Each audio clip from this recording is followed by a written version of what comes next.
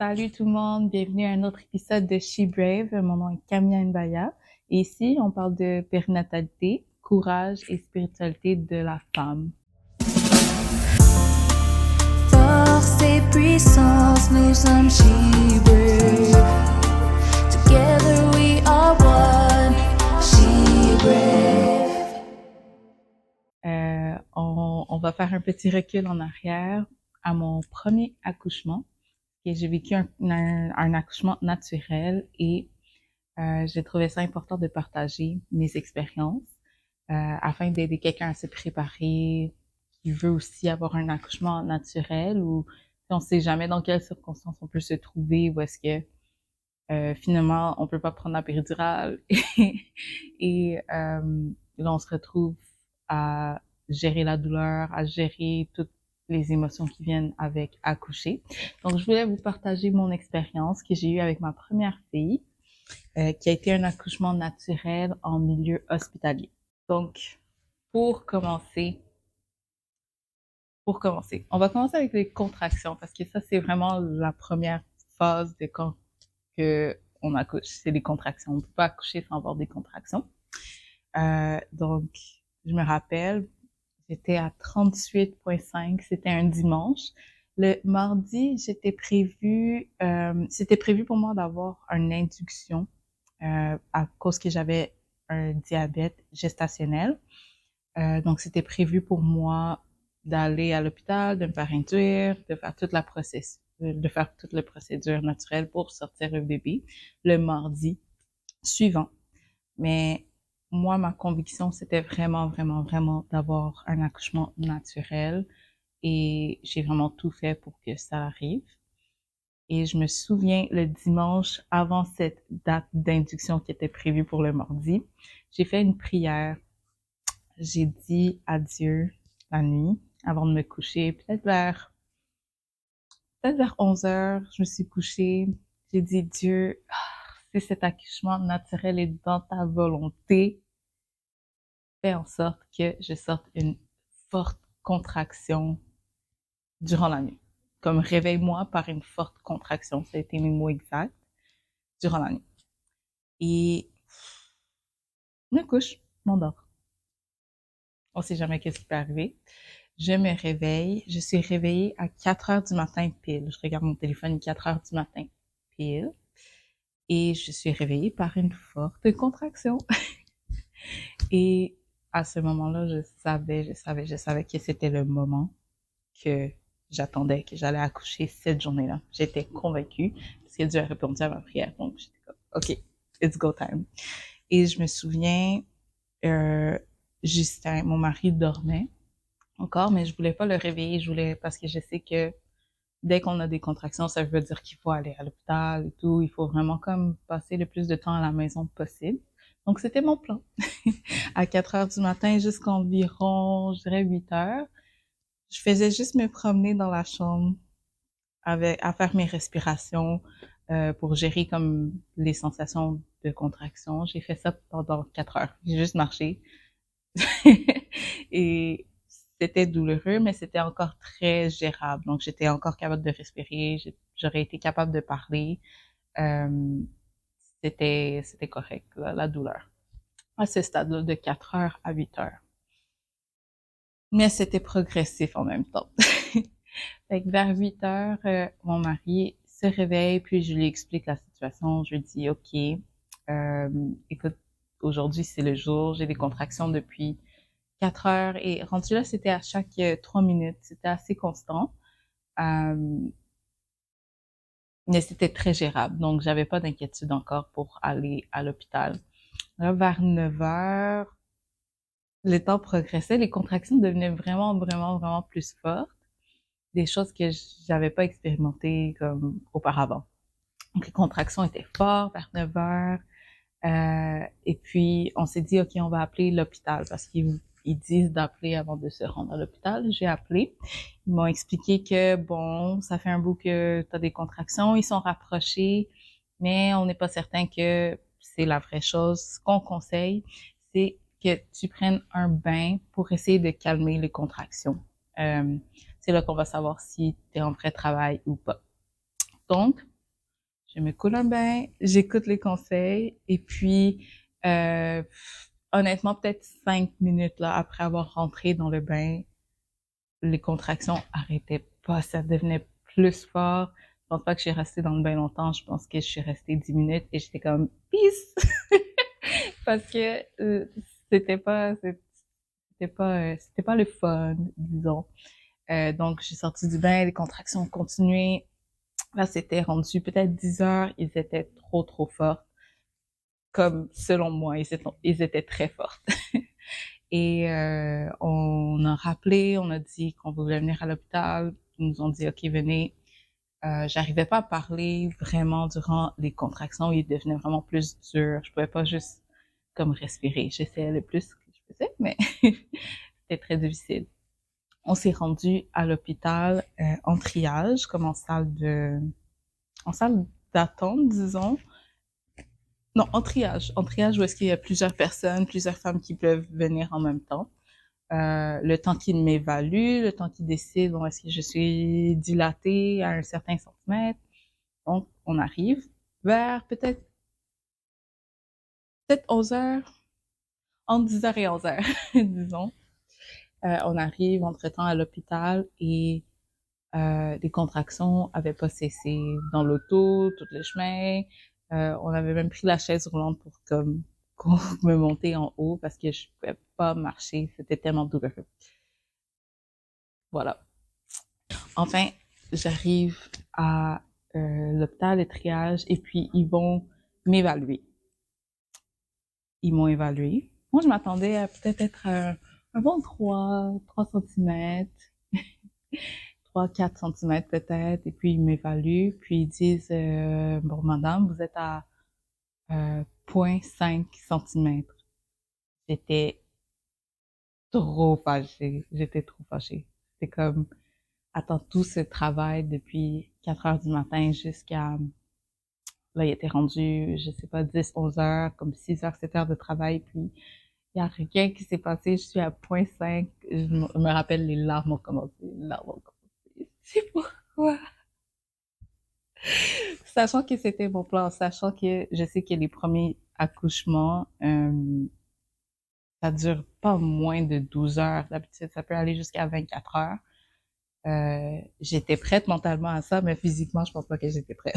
Donc, rendu à ce temps-là ils m'ont évalué, j'avais quand même des contractions vraiment fortes. Fait que on a juste laissé aller. Les contractions, on a continué de respirer, de pleurer. On était dans le triage tout le long.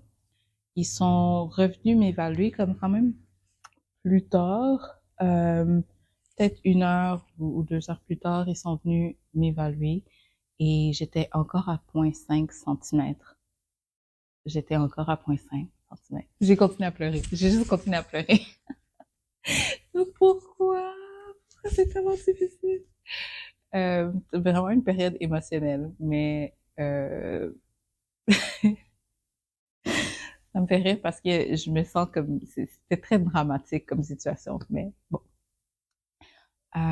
Rendu là, je voulais une solution. Je me suis dit, OK, je sais que je veux pas prendre la péridurale. C'était pas vraiment dans mon plan. Puis je me sentais vraiment comme physiquement capable de pouvoir continuer, malgré que j'étais en douleur, malgré que c'était très intense comme sentiment. J'étais vraiment convaincue que mon corps physiquement était capable de voir le processus jusqu'au bout. Et c'était vraiment ma conviction. Donc, ils m'ont demandé est-ce que tu veux une péridurale. À ce point-ci, j'ai dit non. Je vous jure, les médecins, les infirmières, ils ont toutes fait les gros yeux comme ça. Tu veux pas? Tu veux pas la péridurale? T'es-tu sûre? T'es-tu sûre? Ah, je suis comme oui. Puis là, ils sont comme, OK, ben on peut t'offrir comme un médicament quand même, comme de la morphine. Ça peut calmer la douleur. À ce stade-ci, j'ai dit oui, OK, whatever. Pris de la morphine, which c'est quand même quelque chose de assez puissant, mais ça l'a rien fait. Ça l'a rien fait. J'ai dit, c'est quoi cette drogue? C'est quoi cette drogue impuissante, en tout cas, face aux contractions, face au processus d'accouchement si vous pensez vouloir prendre autre chose que la péridurale, c'est pas efficace. C'est pas efficace, donc je l'ai pris, ça n'a servi à rien. À ce stade-là, on était rendu peut-être 3 heures après avoir arrivé à l'hôpital. Ils m'ont revérifié une dernière fois et j'étais encore à 0,5 cm. Donc, à ce stade-ci, ils m'avaient évalué 3 fois et les 3 fois, j'étais encore à 0,5. Aucune évolution. C'est comme si mon corps a échoué de progresser. Pas contente. Mais ils m'ont proposé, bon, ça progresse pas, soit que tu peux retourner à la maison, ou soit qu'on peut te couler un bain ici, puis on va voir comment ça progresse. Donc, avec les contractions que j'avais, je savais que si je retournais à la maison, je risquais d'accoucher là-bas.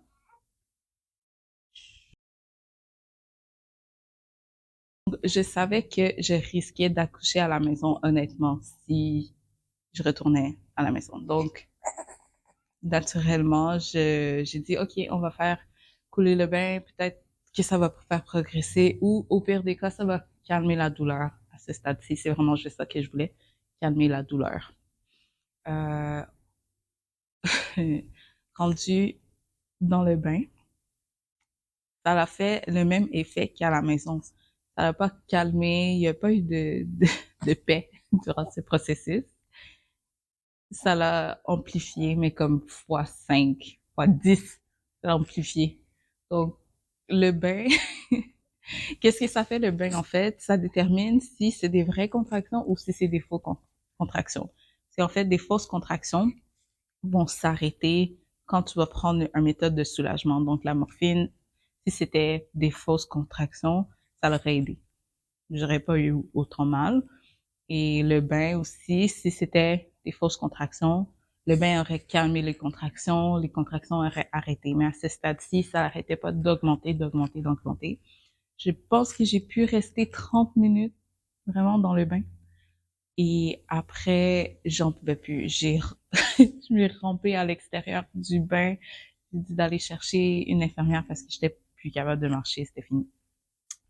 Donc, naturellement, on est sorti du bain, ils m'ont réévalué et j'étais à 4 centimètres. 4 centimètres. Donc, je suis passée de 0,5 cm à 4 cm dans l'espace de 30 minutes. C'est pour ça que c'était si douloureux, comme je suis passée de 0,5 à 4 centimètres. Incroyable. Fait qu'à ce stade-ci, ils ont déterminé que j'étais en travail actif parce que le travail avait commencé. J'étais rendue à 4 centimètres et c'est là que on peut t'admettre dans la chambre d'hôpital pour que tu puisses accoucher. Et c'est ça qu'ils ont fait. Je me rappelle juste avoir eu un sentiment de soulagement que enfin le processus allait continuer et puis que j'allais éventuellement accoucher. Rendu là, je sais qu'il était peut-être 3 heures. Entre 2 et 3 heures. Désolée, je me souviens pas des heures.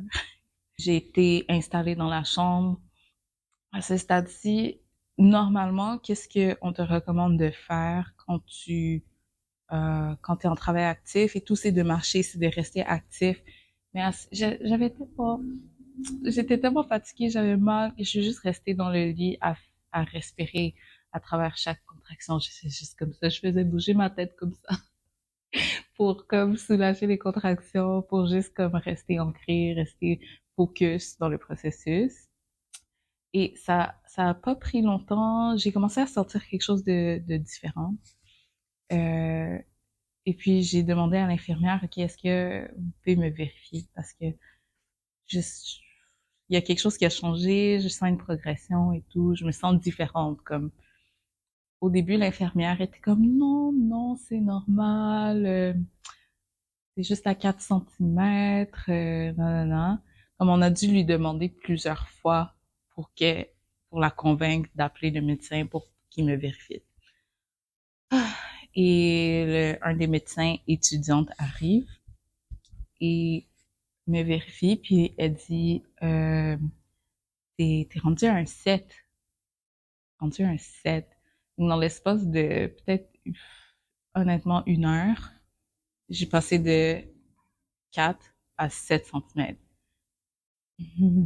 Laissez-moi vous dire que à 7 centimètres, quand vous êtes rendu à 7 centimètres, c'est là que les vraies choses commencent. Euh, mais le médecin, disons, était pas certaine, donc elle a demandé à l'infirmière de double check, donc de me vérifier encore pour être sûre qu'elle a bien dit la bonne affaire.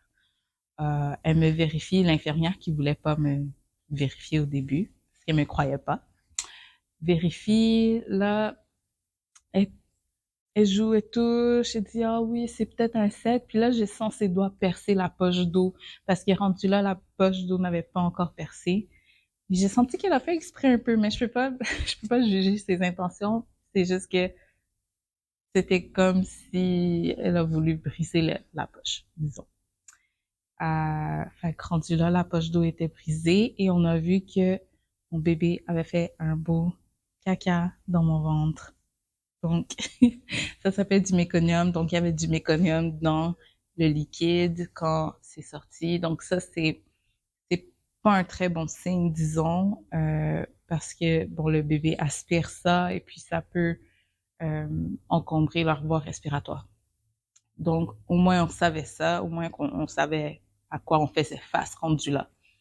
Euh, et, je vous dis, la poche d'eau, ça l'absorbe un peu les contractions parce que c'est comme un ballon, c'est comme un coussin. La poche d'eau, si vous accouchez, la poche d'eau reste pendant un bout, c'est comme un coussin. Donc, c'est moins l'impact des contractions quand le ventre serre est absorbé. Mais quand on perd cette poche d'eau, il n'y a plus rien pour comme amortir les contractions. C'est juste y penser, j'ai envie de pleurer. Oh my God. Donc, c'est, c'est intense. Je veux pas dire douloureux trop, mais c'est intense. C'est intense. Ça, j'étais rendue dans une autre dimension. Parce qu'à partir de là, ma mémoire là, j'étais plus là. J'étais vraiment, vraiment plus là. Donc, j'étais juste en transe, rendue à 7 centimètres, eau percée et tout. C'est la phase de transition. De 7 à 10, t'es en phase transitionnelle. La dernière phase, là, avant de pousser et que l'enfant sorte.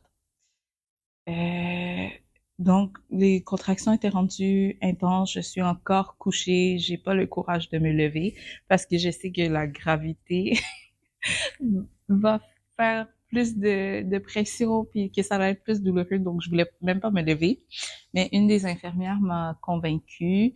Elle a dit quelque chose du genre, ah, tu peux aller essayer d'uriner. Et puis, ça va, tu sais, des fois, uriner, ça l'aide le processus. Donc, des fois, c'est juste ça qui manque, uriner. Elle m'a dit ça comme ça, pour me convaincre comme d'y aller.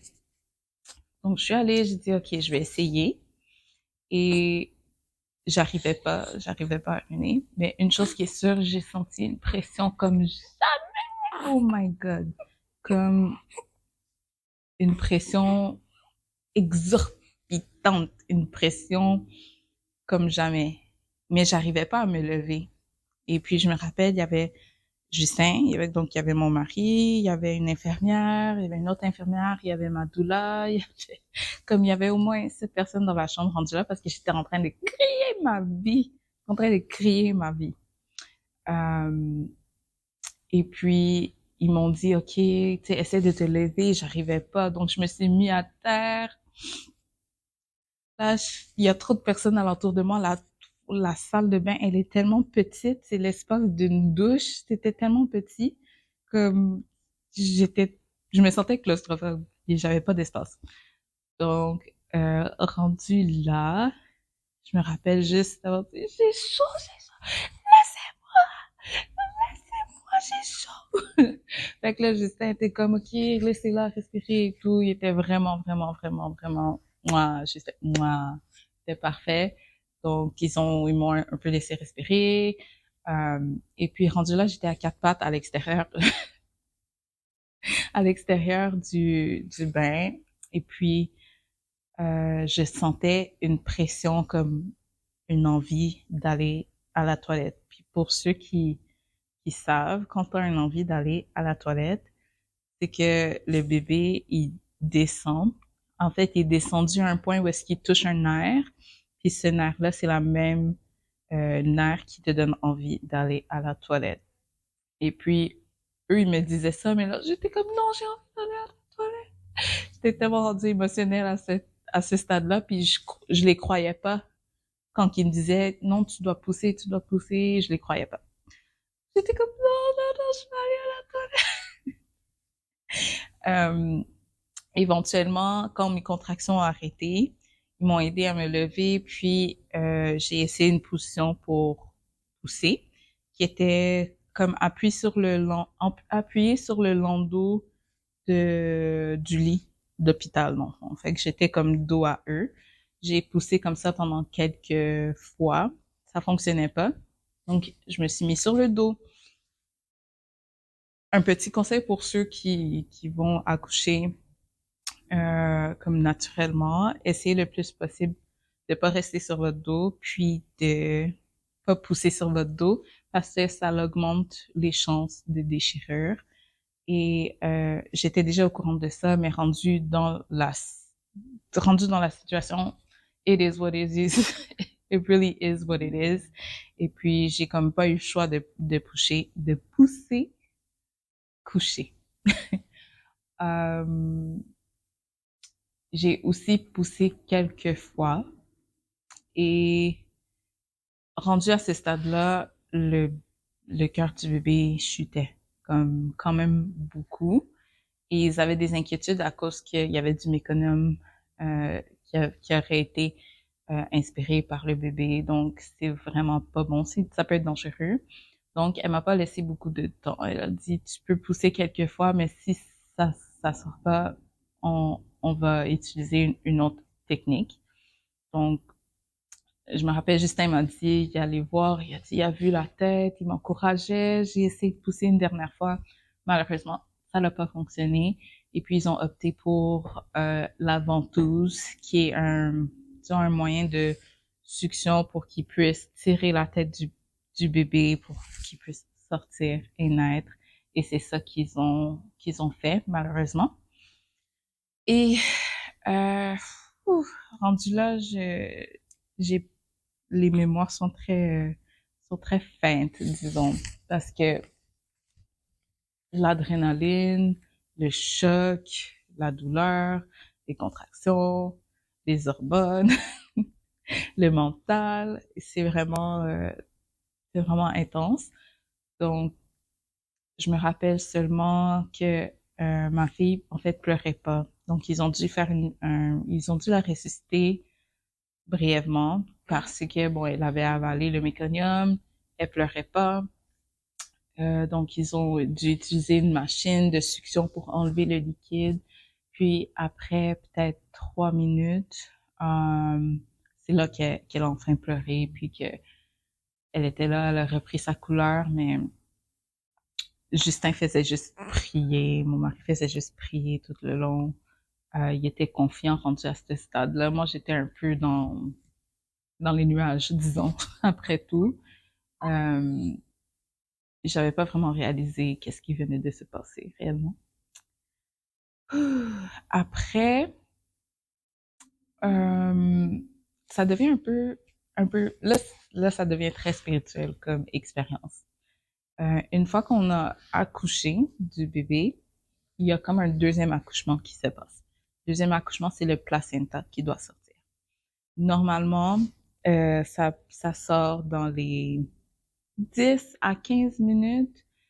Euh, Dans mon cas, ça voulait pas sortir. J'avais plus de contractions. Il y a rien qui se passait.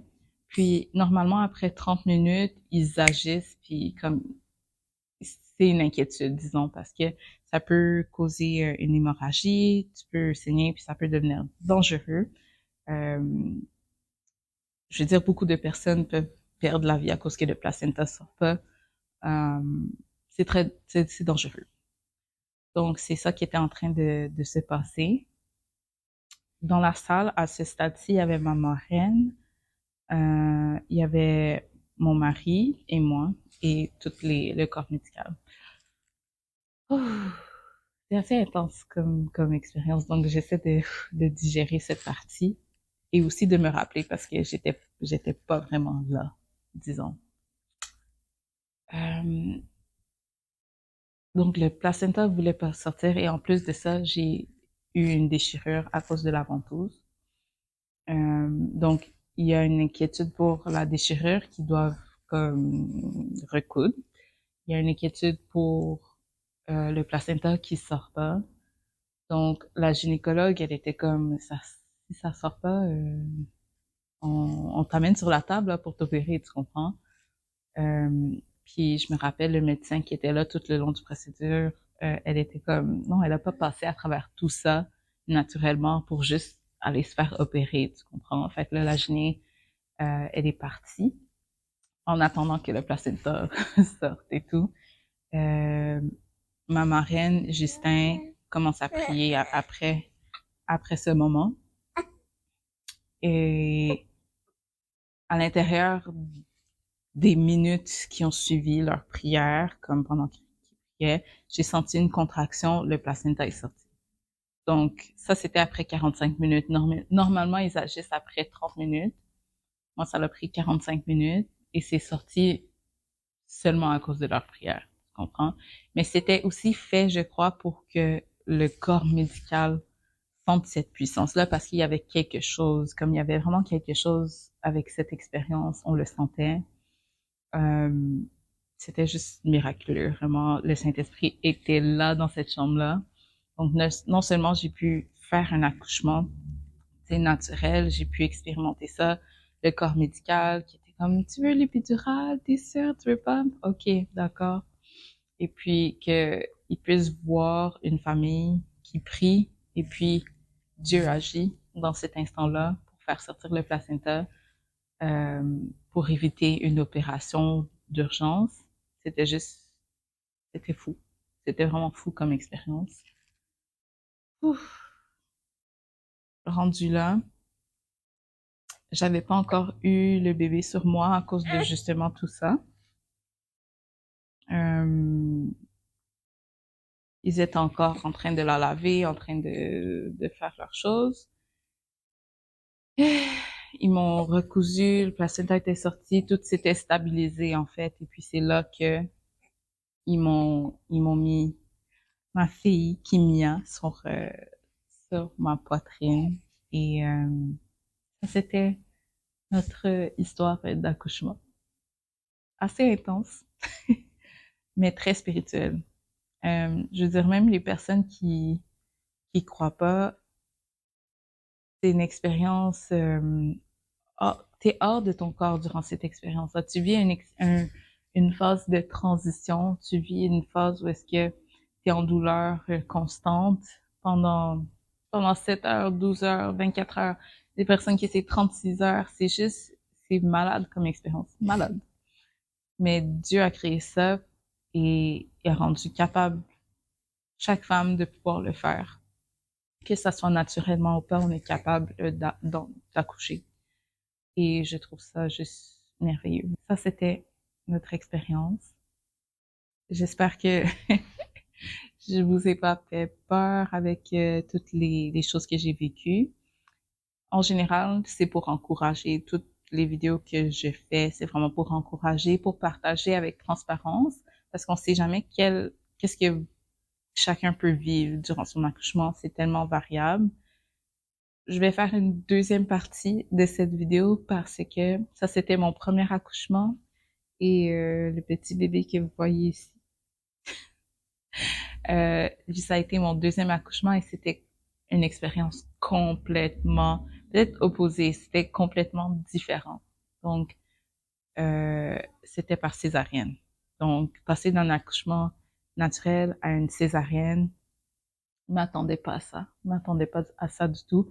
Donc, la prochaine vidéo, ça va être mon expérience avec la césarienne d'urgence et vous informer un peu de tout ce qui se passe durant ce processus. Alors, c'était tout. Si vous avez aimé cette vidéo et que vous voulez continuer à soutenir la page, je vous encourage d'aimer cette vidéo et de subscribe à la page, de partager la vidéo avec les personnes que vous connaissez qui sont enceintes, de partager avec les personnes qui sont imminents là, d'accoucher pour leur donner plusieurs perspectives de à quoi ils peuvent s'attendre ou les différentes variables qui peuvent se passer. Que vous soyez braves et courageuses pour le reste de cette semaine. On se dit à la prochaine! We are she.